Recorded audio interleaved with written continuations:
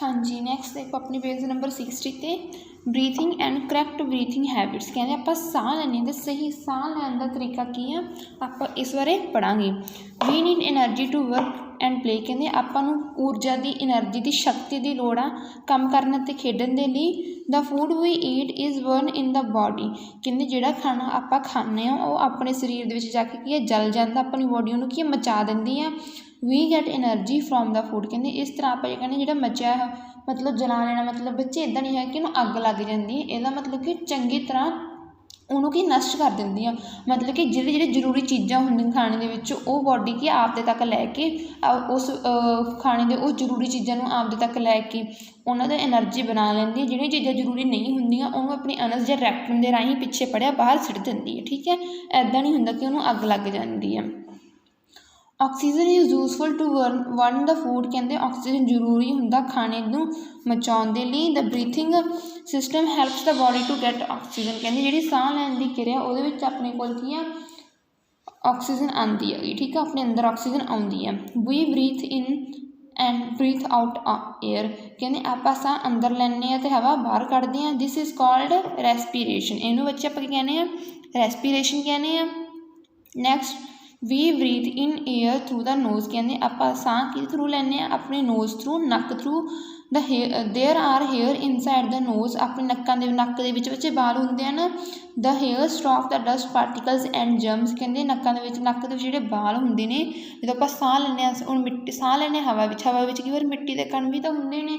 ठीक है, तो वह की है बालों के नाल लग जाते हैं अपने जो नक के डस्ट होंगे ना मटीरियल निकलता होंगे वो तां निकलना क्योंकि अपने नक के जोड़े बाल होंगे वो मिट्टी लग जाती तो जम के कि वो एक मटीरियल बन जाता। ठीक है, there the air which passes through the nose become warm as the body कहते जो हवा अपने शरीर विच दी पास होंगी तो अपना शरीर गर्म होंदा। It is also made sufficient moisture तो थोड़ी मोटी अपने शरीर में नमी भी दिंदी है।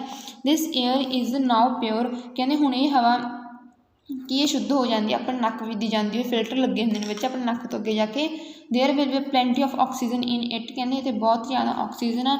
This pure and fresh air reaches the lungs through with the wind pipe कहते बच्चे विंड पाइप होंगी है कहते ये दी होंदी हुई सॉरी बच्चे हाँ जी बच्चे सॉरी ये बच्चे अपनी विंड पाइप होंगी ये विंड पाइप ये होंगी हुई हवा बच्चे कि अपने फेफड़ियां तक इत्थे पहुँच जाती है।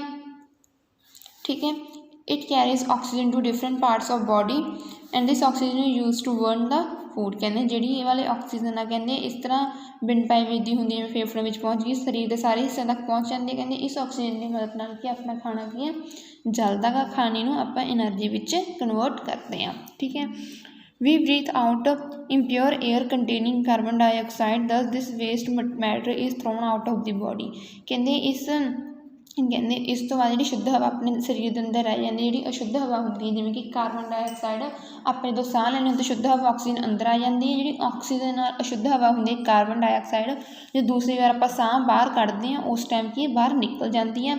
Thus this waste matter is thrown out of the body कहते इस तरह जी कार्बन डाइऑक्साइड बाहर कढ़ी जाती है।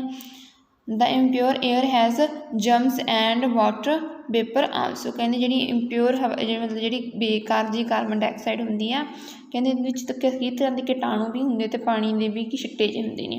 करैक्ट ब्रीथिंग हैबिट्स कहते आप चंगी तरह साह किवें लै सकते हैं अपन किहड़ियां आदतां राही आप सुधार करके चंगी तरह साह लै सकते हैं।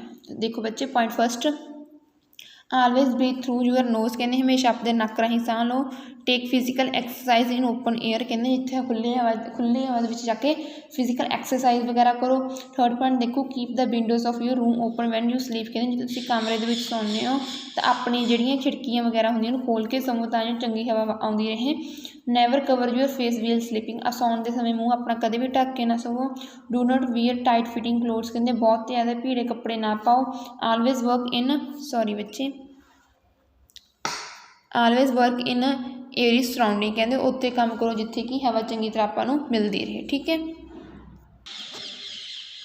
नैक्सट बच्चे what happen to the chest when we breathe in and out the air let us see we कहते जो आप साह अंदर लैने तो बाहर कढ़ते कहते उस टाइम अपनी छाती के की चेंजिज आते हैं अपनी छाती में चैसट में की फील होंदा carry a heavy load for one place to another, कहते एक मतलब कोई भी भारी चीज़ लै लो, एक थां तो दूजी थां ते लैके जाओ।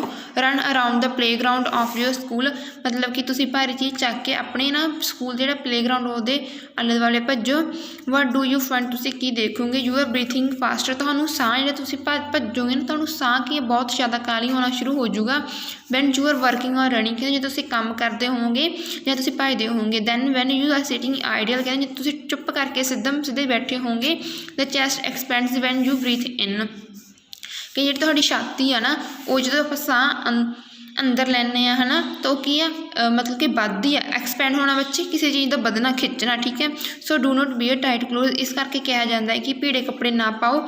If you wear tight clothes they will भी prevent you from the breathing freely and deeply, कहते जो तुम भीड़े कपड़े पा लोगे तो तुहाडी छाती जी चंगी तरह की फुल नहीं सकनी, जिहदे करके तुहानूं साह वगैरह चंगी तरह नहीं आना। हाँ जी बच्चे, इस तरह तुहाडा चैप्टर कंप्लीट हुंदा। सारे बच्चों ने जरूर पढ़ना तो क्वेश्चन आंसर जिहड़े भेजदी हुंदी याद कर लिया करो। तो इस बार तुहानूं ਜਿਹੜੇ ਟੈਸਟ ਨੇ क्वेश्चन आंसर भी पाए जाएंगे, ठीक है।